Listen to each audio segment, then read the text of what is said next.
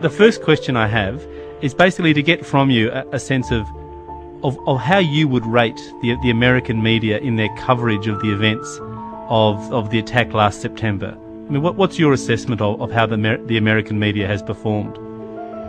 Well, let's see. Shamefully is a word that comes to mind, but that's not true in the case of. Well, it depends. You have to.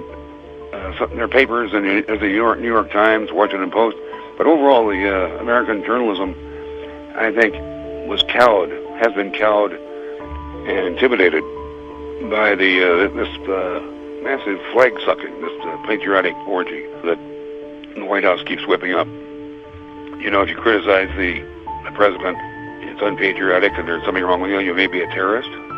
And I've been raving against this from the very beginning, but I don't have much of a constant national platform now because I've been working on this book, Kingdom of Fear, which is really describes what's going on over here, the Kingdom of Fear. So in that sense, Hunter S. Thompson, there's not enough room for dissenting voices? Well, there's plenty of room. There's just not enough.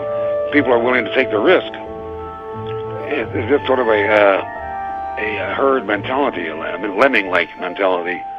If you don't go with the flow, you're anti-American and therefore a suspect. And we've seen this before, these patriotic frenzies. Wartime, they declare. It's very convenient having an undeclared war that you can call a war and impose military tribunals and wartime security. And then we got these generals telling us that this war is going to go on for a long, long time. Maybe it's not so much the generals now. The generals are a little afraid to invade Iraq, a little worried about it. But it's the civilians in the White House, this gang of thieving, just lobbyists for the military-industrial complex who are running the White House. And to be against them is to be patriotic. Then hell, call me a traitor. Do you think that most of the American media, or say most of the influential American media, has bought that patriotism line and as a result are self-censoring themselves? There we go, self-censorship, yeah. That's a very good point. Yeah, I would say that. Now, there are always exceptions to that, but there have been damn few. Maureen Dowd of the New York Times, I'm trying to think who else. Not that many have come to mind. And it's that corporate mentality of, what will the advertisers think? In the Times against the president, therefore we won't advertise in it. That corporate kind of, we're all in this together thinking. So, the publishers have always been Republicans, and the working press, usually Democratic, the smarter part of them. But not even the Democrats have been very strong on this, not strong enough to get anybody excited. So is it the White House laying down what they think is appropriate journalism, or is it the news media outlets deciding that they have to be patriotic, that they're under some sort of undeclared duty at the moment to somehow reflect the patriotism of the American public? Well, it goes a little deeper than that because this administration is well on the road to seizing power. Tom Daschle, the Senate Democratic leader, the other day accused Bush of trying to seize dictatorial powers. Now, that was a big breakthrough. And I'm starting to sense that the tide may be turning against the president. We have to beat this bastard one way or another. And the easiest way to do it is vote. I mean, we don't have to use terrorism to beat a little fart like that. Just voting is should be sufficient. And I have a sense that there is a kind of a flag of courage of some sort, courage to disagree with the government. And that's what this country is all about, really. Well, historically, that's obviously hugely important for America, that notion of independence. So you're arguing at the moment we're not seeing that in the media's coverage of the whole... The American government is the greatest enemy of freedom around the world that I can think of. And we keep waving that flag, freedom. And, these people are flag suckers. What about the language that's being used to describe the so-called undeclared war? I mean, there have been criticisms in the mainstream press in Australia that journalists have too readily taken up the language of politicians and bureaucrats, that they have uncritically declared the war against terror without really thinking it through. What's your assessment of the situation in the States? Well, I'm glad to hear that you're talking about Australian journalists. Yes. Yeah, well, that's good. Congratulations, boys. There's not much of that in this country yet. You know, the New York Times, the paper of record, has made, I think, they've been pretty courageous in terms of just laying out what is going on. Yeah, reading the New York Times for the past year has been like one funeral dirge, or, you know, just one funeral after another. This over here is the most paranoid, most insecure country, well, that I've ever lived in. It's the worst this country has been since I've ever seen it. And I've been covering politics for a long time, and sports. So that's how you'd characterise the popular debate at the moment, that it's full of paranoia? Yeah, but now on the other side, we don't have what here appears to be just a bunch of half-right Jesus freaks. But soon, if you look at it just a little bit with a different prism, this could be a military takeover. It could be called that. Yeah, if you notice all the power being centralized in the White House in Washington, with these super agencies taking over the FBI, CIA, these super cabinet positions, this little bastard of a president, the goofy child president, I used to call him that, but goofy is way too friendly for a president who's been nothing but presiding over the looting of the Treasury and the looting of people's pension funds. He's done a lot of damage, and he's trying to. His next step, I guarantee you, is to overrule the Freedom of Information Act that is key to the survival of journalism in this country. Do you feel like there's a restriction of media freedom, of the freedom to speak and the freedom to marshal opposition arguments at the moment? Is there a restricted space for media freedom? Well, I think what happened, I wouldn't say it's a restricted space, but it's a dark and dangerous gray area to venture into. Several journalists have lost their jobs. Columnists, with Bill Maher on ABC. They get these tides of public protest when journalists suggest what I'm doing now. And, yeah, they can try to fire me. Maybe they can. But some people were made an example of early on. And then they have this argument, well, you know, if you want to criticize like that, you're making fun of the victims or people who died in the disastrous crashes. I'm still not sure who did that. And I think there's a lot more to it than we have been allowed to know over here.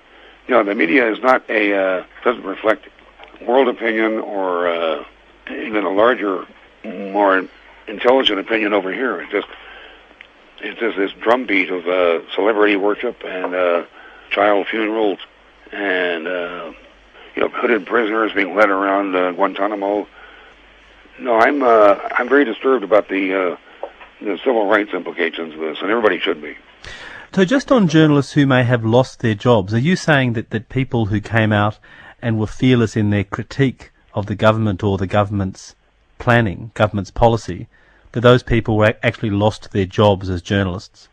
Well, I can think of two right come to mind, and they were right in the beginning. I haven't heard of many since, but I think Bill Maher, there was some kind of high rave after 9/11 that all these people, cowards, these dirty little bastards who snuck up on us and pulled off what amounts to a perfect crime. Really, no witnesses, very little cost. Talk about cost effective. That was a hell of a strike. But I'm not sure I'd call them cowards, but that's what Bill Maher said on TV. And he said, let's see, the fact that he considered our missile attacks, our bombing attacks on unseen victims, wedding parties, etc., that was cowardly. Wacko, boy, a huge tidal wave of condemnation came down on him. And that's right, ABC, yeah. That at the moment people don't want to hear that sort of criticism. They want people to rally round the flag and support the military. I think that's right, and I think that the reason for that is that they don't want to hear it because boy, there's going to be a lot of agonizing reappraisal, as they say, what reality is in this country and the world right now. If popular opinion in this country has to be swung over to the White House is wrong, these people are corporate thieves, they've turned the American dream into a chamber of looting. Yeah, it's going to take a lot of adjustment mentally. At the moment, even in Australia, the media is preparing for the first anniversary of the attacks in a couple of weeks from now. Can you give me a sense of what's happening in the United States? How is the American media preparing to sort of commemorate the first anniversary of the September 11th attack? You would never believe it. It's so insane. I mean, it's a frantic publicity. Every day on television, the president's on TV at least once a day. And celebrations of the dead, the patriots, exposés on Al-Qaeda. It's just relentless. It's like 25 hours a day of just how tragic it was and how patriotic it was, and how much we have to get back at these dirty little swine. And I wouldn't be at all surprised for, I mean, as hideous and dumb as it sounds, an invasion of Iraq on September 11th. Yeah, I'll go out and take a long shot bet on that. That you think that the occasion might actually be used as a way of using that popular fervour or that popular patriotism as an appropriate date to launch an invasion? Well, it seems like that to me, because that's their only power base, really, is that frenzy of patriotism. And if a revenge strike, Uncle Sam gets even, if that's going to work at all, there'd be no time it would work better when everybody in the country is cranked up into emotional frenzies. I found myself getting a little teary-eyed last night watching some CNN special. Anita was crying. Yeah, this reminds me exactly of the month after the attack, when it was just drum roll after another. And there is some opposition now, popping up in this country, a lot of it, and high-level opposition. Look, I'd like to come to the opposition in just a moment, but just on your arguments about what would seem to be the manipulation by the media of popular sentiment, at the moment, what do you think the leading media outlets should be doing? Because obviously there is deep feeling within the American community about the attack and the aftermath of the attack, which it would seem to me that the media is obviously going to pick up on. But how do they represent that feeling without manipulating it for some other less noble purpose? Well, the way that grief has been manipulated here and turned into a platform for revenge on who? Osama bin Laden? I wrote on the day after that thing occurred that he was probably dead. And it was published. I read a column for ESPN.com and Sports Thing. And, to just assume that first it was Osama bin Laden, and then it was Saddam Hussein. It may be that the secret police and the great intelligence operations of America are so much smarter than we are, and know so much more than we are, and are so much more responsible and effective than we are. That's possible, I suppose. I don't think it's not possible to me, but in theory. But in fact, all these agencies have been embarrassed, have been proven to be buffoons and liars. Was it some FBI agent that lost 700 guns in 2 years? So these agencies are riddled with corruption, and it's an unwillingness to challenge the word of authority. That is, you'd think, or the old myth, as the myth goes, an un-American way to lean back and be a sheep and act like a good German. And it's this unwillingness to question authority that I believe is at the root of this over here. So you would see, Hunter S. Thompson, that in recent years there's been a failure to challenge authority. So the media is actually buying the government line far too readily.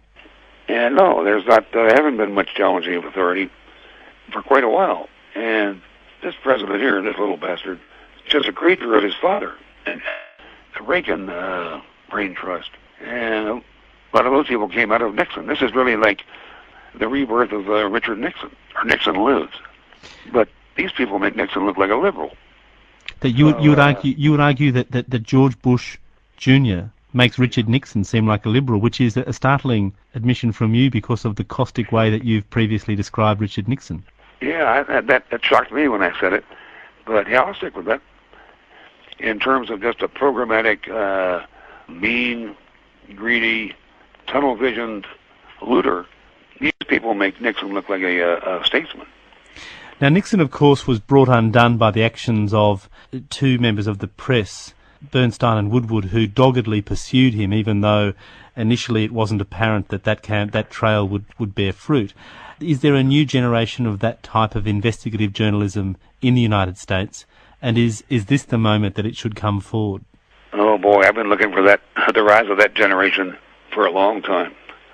Nixon was always convinced that there was a massive liberal conspiracy to get him. Well, he was right. Yeah, and I was part of that, and I'm proud of it. Now, is that so-called massive liberal conspiracy, is that emerging now in the debate around the potential invasion of Iraq or the conduct of the Bush administration at the moment? No, these Jesus freaks have managed to give the word liberal so bad a name that in this nation now it's really a matter of shame to adopt the word liberal. See, I've never been a liberal. I've denounced the bastards for years. But liberal is no. There's no groundswell of liberal sentiment driving this questioning of what the administration's doing. Now, these people want to go into attack the heart of the Arab world, the Muslim world, with no allies except England and Israel. And possibly Australia. Oh, my God. Don't tell me you goddamn papist bastards or that bad off. I thought you were freedom-loving warriors. Well, what's going on here, as we record this interview in Australia, there is actually a debate about the degree to which the government has made clear whether it would support a first strike policy by the United States government. And the call in Australia is for a much fuller debate, both at a parliamentary level and in the media, about what the Australian government should do. But the Prime Minister of Australia has reserved his judgment, but he's made it clear that his government is very keen to support the US if called upon. Well, now that's horrible. Well, I guess that's right. You people voted that you were all subjects of the Queen, didn't you? We voted to not become a republic. That's right. No, you reaffirmed the power of the monarchy, as I remember, over you. That's right. Look, it's a digression, but that's right. But just on that, I mean, one of the things that the media in Australia is really trying to take up, I suppose, is to draw from the government some clearer position. Will Australia support the US? What are the implications of the US striking preemptively against Iraq? I'm very interested in your assessment of that debate in the States. I mean, are there particular areas where criticism is coming from? Let me first say that's a very important that you guys get a statement, a clear statement out of the government.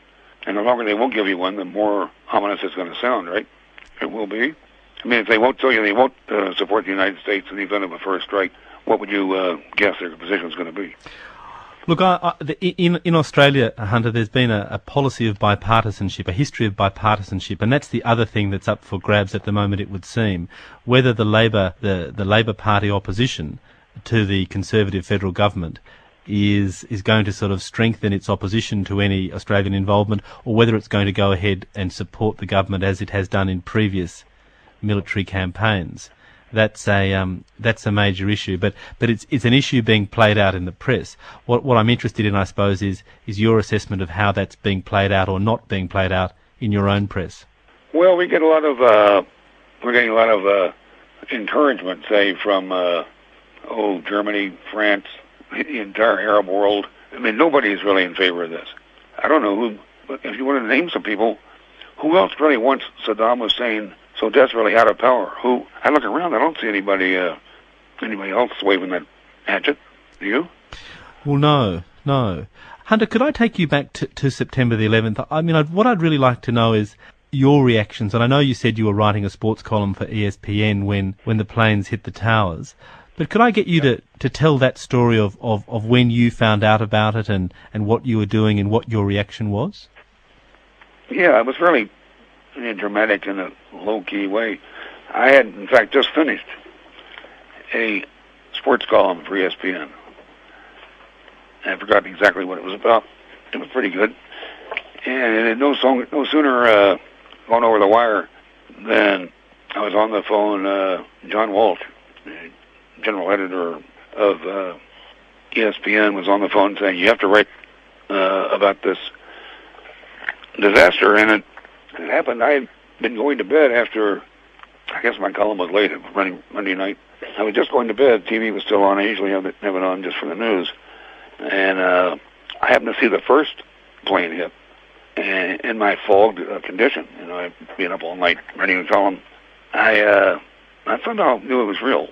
I don't know why I've seen enough real life. What is that noise? Oh, thank you, yeah. Yeah, there was no mistaking the reality of that. It didn't make much sense. And it still doesn't really, but here we go. This is the column I wrote,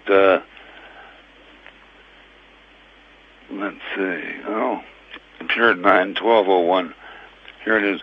It was just after dawn in Woody Creek, Colorado, when the first plane hit the World Trade Center in New York City on Tuesday morning. And as usual, I was writing about sports, but not for long. Football suddenly seemed irrelevant compared to the scenes of destruction and utter devastation coming out of New York on TV. You went on to say in that article, which I have in front of me, that even ESPN was broadcasting war news. It was the worst disaster in the history of the United States. Do you think that the event completely transformed the way in which Americans see themselves and their own vulnerability? No, the event by itself would not have done that. I've seen planes hit the Empire State Building before. I didn't go totally out of my mind. People have been killed. But it was the way the administration was able to use that event and to, use it as a springboard for everything they wanted to do. Now, that might tell you something. I remember when I was writing that column, you sort of wonder when something like that happens, well, who stands to benefit? Say murder. Who had the opportunity and the motive? You just kind of look at these basic things. And I don't know if I want to go into this on worldwide radio here, but you may as well. All right. Well, what the hell? I saw that the U.S. government was going to benefit, and the White House people, the Republican administration, to take the mind of the public off of the crashing economy. Now, you want to keep in mind that every time a person named Bush gets into office, the nation goes into a drastic recession, they call it. It sounds almost like the plot of that film Wag the Dog, where film producers sort of concocted a national event to inspire patriotism to take the public's minds off misdemeanors committed by the president. It seems a very long bow to me, but are you sort of suggesting that this worked in the favor of the Bush administration? Oh, absolutely. And it's I spent enough time on the inside of the White House and I've been in campaigns, and I've known enough of the people who do these things think this way to know that the public version of the news of an event is never really what happened. And these people, I think, are willing to take that even further, so that I don't assume that I know the truth about what went on that day. And I just look around and looking for who had the motive, who had the opportunity, who had the equipment, who had the will. Yeah, these people were looting the treasury, and they knew the economy was going to a spiral downward. From this distance, though, it does seem extraordinarily conspiratorial that you could sit there and see the hand of the U.S. government in this attack, rather than seeing international terrorists bent on somehow hurting America and the American people. What sort of reaction did your views get among your peers or amongst other journalists? Well, it was greeted universally with kind of nervousness, and almost nobody agreed with me.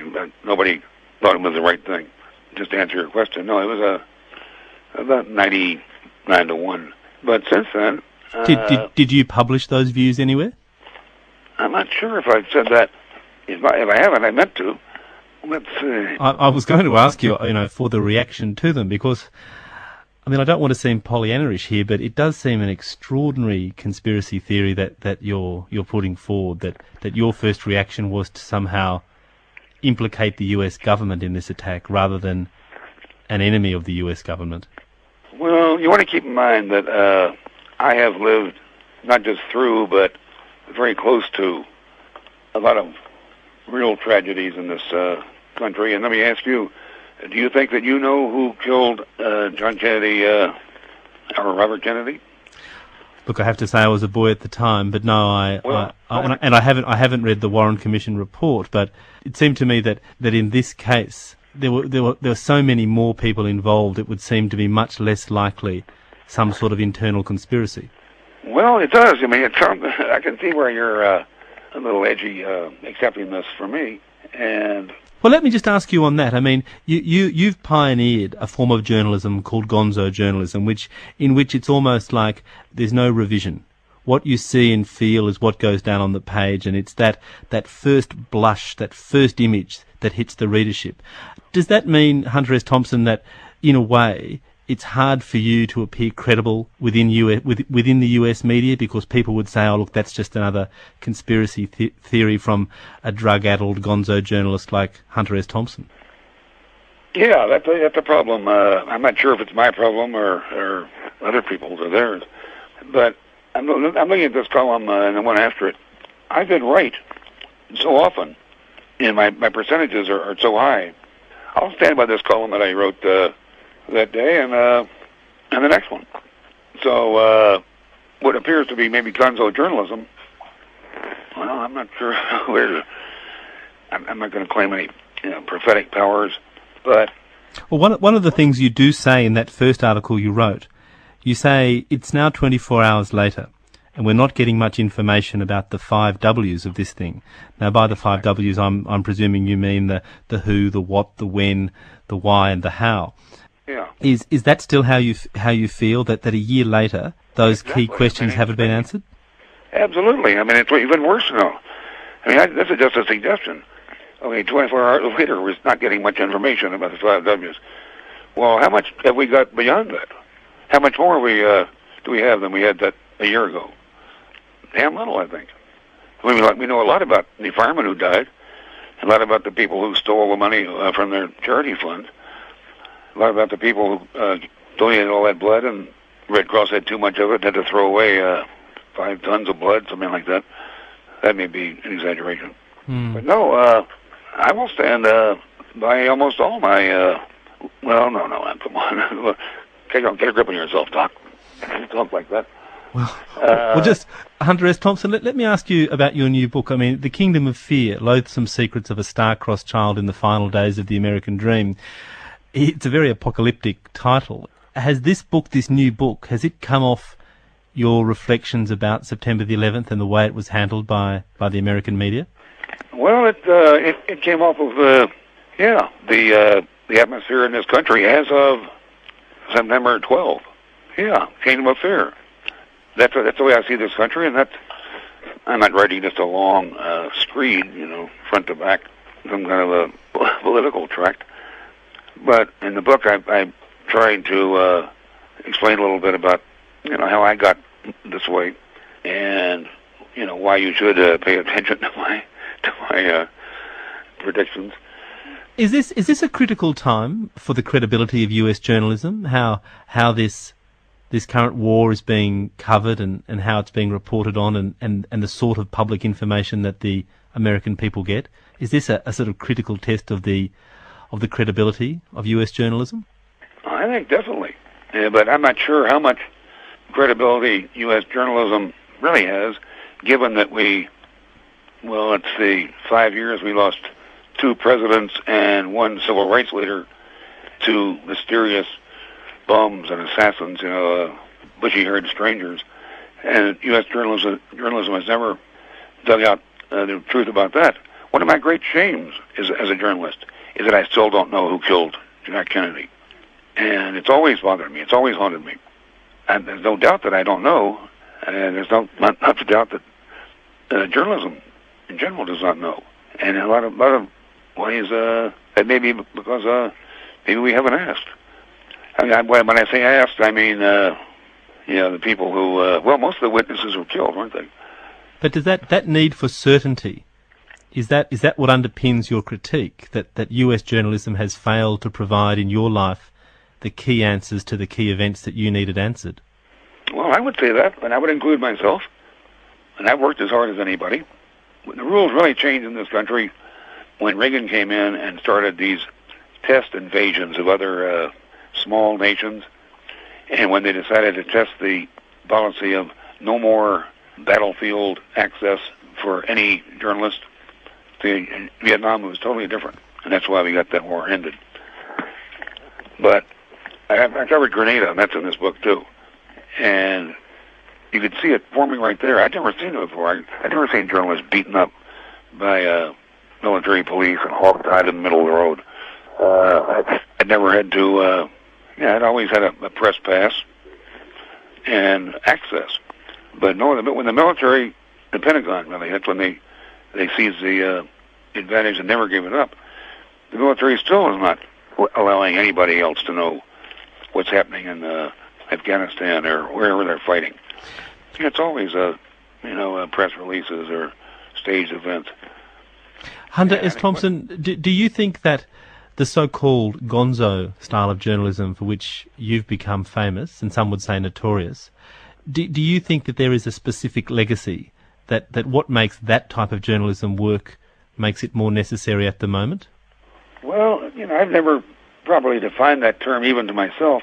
What do you think it does mean?